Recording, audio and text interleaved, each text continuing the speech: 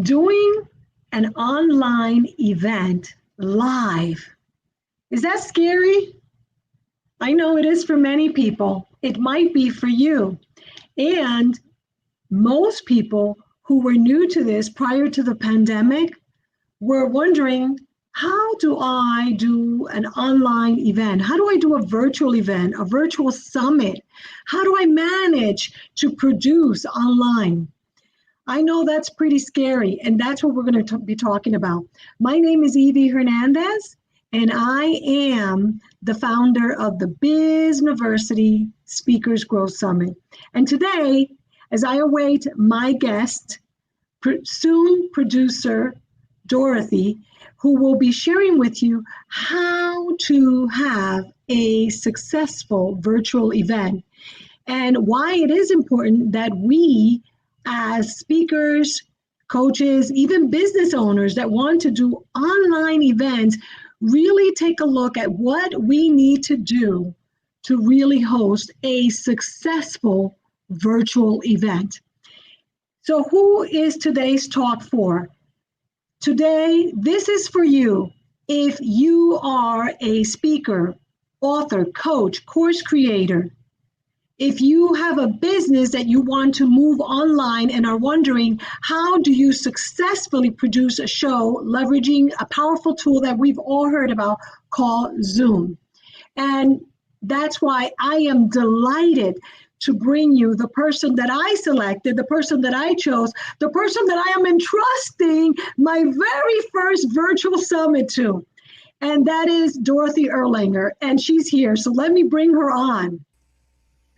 Dorothy! Hello. Dorothy, I am so glad that you are here with us because I know that people are wondering. Last Saturday, I interviewed one of our Bizniversity Speakers Growth Summit experts, Chris Kremitzes, who is the CEO of Podfest, who, by the way, just recently achieved the Guinness World Book of Records for the biggest virtual event. And you know what he told me? He said that before he did that event, he did not even know how to manage Zoom. And I told him, I said, listen, I'm right there with you because I really have not been using Zoom. So that is why I am so grateful that you, as an expert, will be producing our Bizniversity Speakers Growth Summit coming up on October 29. And now I will give the time to you because I would like you to share what is the magic that you produce. Well, I try to put it in an analogy. If you're speaking on a stage, would you be trying to manage the microphone? Would you be trying to manage the AV that was behind you? Would you be trying to manage who was coming into the room and who wasn't? That's part of what a producer does for Zoom. We let you continue to do what you do best, to show off your expertise, and we make sure that nothing happens that's going to get in the way of that, and that we do everything possible to enhance that, put links into a chat room or help you with setup, or certainly avert security issues all the way across the board, so that you can have the confidence that all that you need to do as the expert is get up there and show your expertise, to really shine online. That's what producing is about. So my job in the background, it's almost like a facilitator producer, is to capture comments, to feed off questions to you based on when you want to do them, to manage any problems that participants are having. None of those things are things that you as a presenter should ever have to think about. And that's what I do as a producer. And I hear that. And by the way, just so that you know, I don't know why I hear you a little bit low.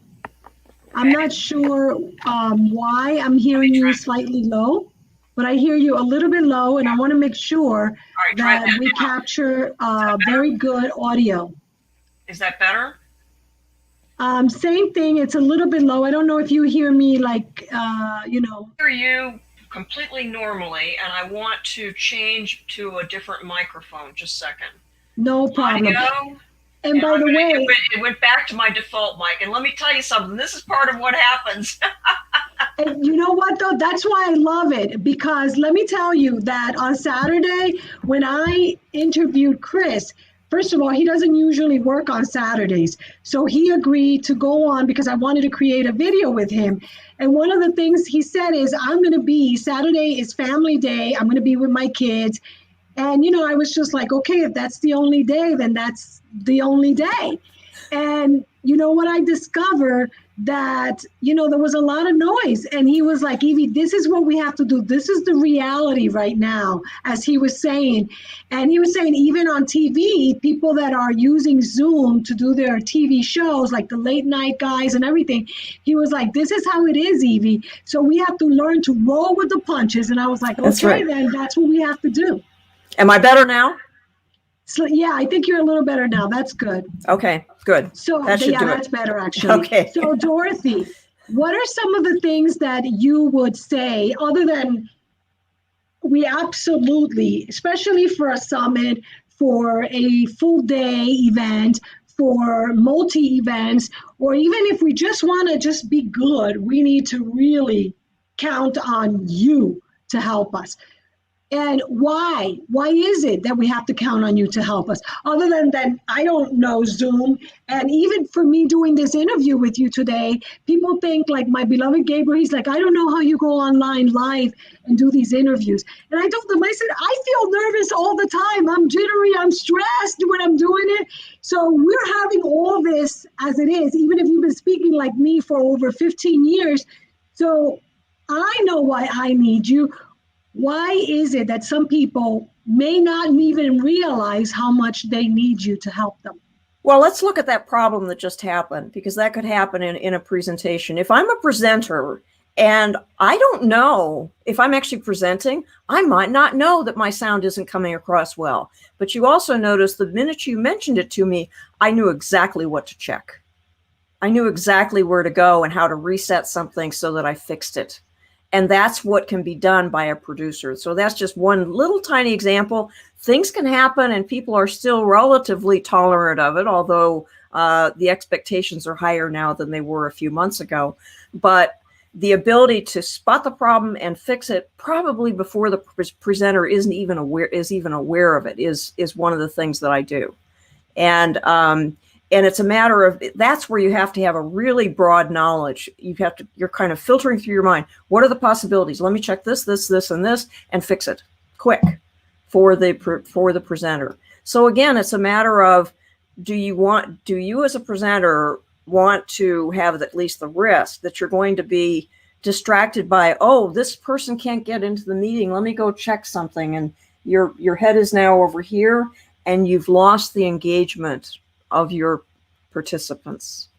So you want someone else to be doing that, because your focus is engagement, keeping people involved, keeping them interested, telling, whether it's your story or you're doing a training or whatever it happens to be, that's what your job is. And the minute you get sidetracked into something about slides or connections or a participant that is having a problem or whatever, that's what I do. So you do what you do best and I'll do the rest. And tell us more about some of those big errors that sometimes we may do by thinking or wanting to do it all by ourselves. What are some of the most common errors that we do? Well, the first most common, or just with Zoom users. Well, one of the first most common errors, unfortunately, and I still see meetings like this where you're looking up people's noses. So the first thing I do is a pre-meeting to talk to people about, get your computer raised up or find someplace else to sit. Or they're sitting in the dark and I can't quickly turn off my lights because I'd be sitting in a shadow, or they've got a light that's coming from behind them. So the first thing is get it so that people can see you and they're not distracted. That's number one. And that happens before the meeting, and then you check it. The second thing is security. What are the security settings that you need? Because you don't want to have the slightest possibility that you're going to have an intruder come into your meeting room. And believe me, Zoom now has the tools there to make that happen. And a producer will pay attention to that. They'll manage it in the background. Wow. Tell us a little bit more about that. What does that mean? Because I don't know anything about that, and I'm curious myself. Well, what can happen is, and they call it Zoom bombing, and it's where somebody gets into your meeting and then starts broadcasting pornographic stuff, or they start directing comments to people on the chat that are really nasty. And if they're in a big meeting, it can be difficult to figure out who they are. So you don't want them there in the first place. And there are pretty simple ways to do that. So for instance, if I'm running a meeting for someone, if it's a smaller meeting and they know everyone that's coming, it's pretty simple to check the names. But let's suppose it's 100, 150 people, and these are people who signed up and so on. There's always a waiting room. And I always check the waiting room. And if it's somebody that we don't recognize, I ask them a few questions before they're allowed in. Meanwhile, the presenter can be going on. There can be a password or not, but it depends on your situation. Once someone is in, if there's a problem, I can kick them out and they can't come back. And that's a security setting to say that if somebody leaves the meeting, they can't come back. And there's pros and cons to each of these. Mm-hmm. The other thing is I will problem solve with any particular people. If I see someone that is adding comments, they're not really bad, I'll say, that's really not appropriate.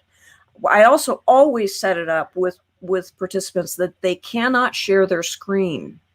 Why is that important? Because they could come into the meeting room and then they could share their screen with some really nasty stuff. It's happened. Really? My goodness. It has happened. And it's very simple. I set it so that only the host and the co-host, which would be the presenter and myself, can share their screen.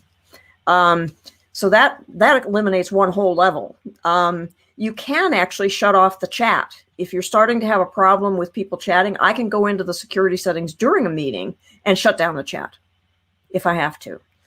So these are just the little agility things that you stay on top of. And it's the other question I have is, why do they do this? I mean, really? So there really is no reason to have a bad news security problem. You're still going to get somebody occasionally. For instance, I have one that I use that some people agree with and some don't. I don't like to allow people to rename themselves. Oh, why is that?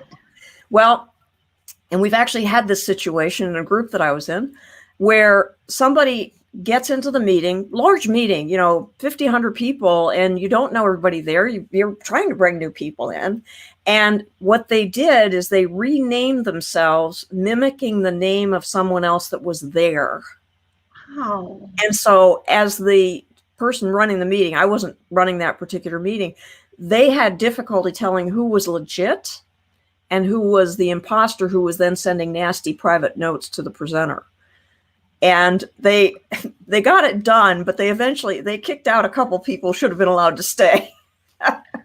Wow. So I personally, there are some fun things you can do with renaming, and it is okay, but it makes me a little nervous. So I always talk, but it's also the preference of my presenter. One of the things that I do and that I think is really important is I will have a meeting, like with you, Evie, I'll say, okay, what are your preferences? How do you want this set up? Do you want time checks or not? Do you want me to send you private notes on timing? Well, wait, let's talk about that. What is that? Time checks. What is that? Well, I might have if a presenter says, okay, at this point in my presentation, I should be at slide, 10, or I should be at this particular topic. And I can then send a private note to the presenter saying, you're at 10 minutes and you said you should be here. You're a little bit behind. And all they have to do is just glance at the chat, and then they can naturally speed themselves up a little bit. And the people in the meeting are never even aware of this. So wait a minute. So that's awesome, because that means to me, how I understand that is that you're going to help keep us on track and on time. Absolutely. Absolutely. And you know what? That seems to you, because you know what you're talking about, it seems like maybe it's not a big deal, but I'm going to tell you, last year in my live event that I did, my yearly summit last year, which was a live in-person event, man, totally like not on time. Miami time, we could say whatever. So this year, I am so glad that you're going to be helping us with that, because one of the things I want to make sure we do, and I'm a Latina from Miami, usually I run late. So I'm so glad that you're going to be taking care of that so that it runs smoothly, because it's truly not fair to people who get there early, on time, and are engaging, right? Right.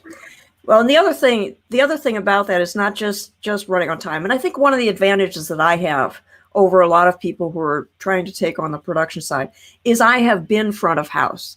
I've done keynotes. I've done training. I've done all kinds of facilitation. So I know what's important to that person. And I know that both I as a participant and myself as a speaker or presenter, I hate it when things run really late. It's not fair. It's not fair to the people participating, and it's not fair to your following presenters. Yes, and it's funny because I want to try to see if I can capture just you alone, because I'm going to ask you some questions. I think you'll still be able to hear me. I'm almost a little afraid. Let me see if I can. You're managing StreamYard on this one. I take no responsibility. No, then I won't. I wanted to have you have the whole screen, but you see, this is why we need you, because even for me, I'm playing around with StreamYard for this particular live Facebook video because I love it. And I just upgraded, by the way. So we are in like 10 different channels going live, including YouTube. Yes, I just upgraded, which you're the first speaker that gets the upgrade from me, because, I'm 30 days away. I'm 30 days away from the summit. And so, of course, my blood pressure started to increase yesterday. And so I said, you know what? I'm going to upgrade my StreamYard. And so I want to play with all these buttons. And I wanted to feature you because I think it's so important. And I am so just beyond happy that we are strategic partners. And this is not going to be the first event, because I need you. I need your expertise. Already, I am doing like 10, 20, 30, 40 things. I'm already working for this summit in overtime. And so if I didn't have you, I would probably, my blood pressure, and I haven't checked my blood pressure recently, but it would probably, and I will for the next 30 days. You can bet sure of that. I am going to be checking. And if I didn't have you, I'd probably be kind of like freaking out. Because, and not just because it's a full day, because I have multiple speakers and talking about that. So let's talk a little bit about how you help someone like me who puts together summits, because as you know, these summits are becoming very, very, very, very, what's the word I'm looking, famous, well-known. People are doing a lot of summits online with multi-speakers for multiple days.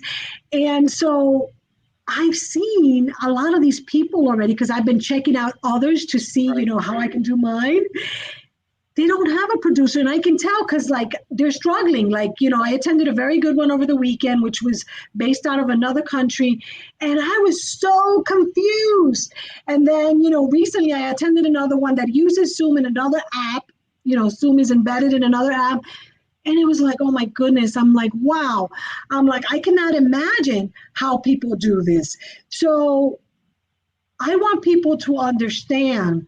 And for me, it's peace of mind. It's your health. It's your mindset. Tell me more, because I know, listen, Dorothy, the best thing about you, there's so many great things, but the best thing is that this product and you know how it feels to be a speaker, because you are a speaker. You're a professional speaker. You've done speaking. You do online events. Right? Absolutely. So tell us more. Why? Because I don't understand why we would ever want to do it alone. I mean, I really would be loving to have you with me all the time, because I do a lot of events. So why would someone, like I saw these events, try it alone? Tell me. I'll let you speak. I 'cause I'm honestly, like, I do not understand it. I mean, they just think, oh, this is easy. I can just do this and I can do it along with the speaking. It's like I say, it's like you being on stage and having to manage the microphones and the broadcast and the lighting and the entries, all of those things at the same time as you're speaking. You would never think of doing that in a live event. I mean, but never. And the other thing is, I will tell you, because I've organized these, it's a lot more work to organize an online event than it is to organize an in-person. And the first time I organized one, it was a real eye opener. It was for a client who I normally do regular facilitation for. We were taking everything online, and I said, we can do this. And it was 2 half days, 2.5 hours each day. And I'm telling you, I put more work into that than I could believe. And the reason is that you don't have any room for mistakes. If I walk into a room and let's say my PowerPoint doesn't come up, if I'm using PowerPoint, oh, we can switch computers, swap it around. Meanwhile, you chit chat with the audience. You can't do that. You got to make sure stuff is working. And the other thing is, you say, well, it's going to be about 10 minutes here and about 15 there. You can't do that because the whole thing will fall apart if you do that. So one of the things that I do if you have a multi-speaker situation is I say, what's the theme? Whether it's music or visuals or whatever that's going to tie it together, but really, and how do we make it seem like it's truly a seamless event that really has build points and that has, points where you can come down a little bit, some that are going to be very engaging. How do you build an engagement? How long should segments be before you have engagement?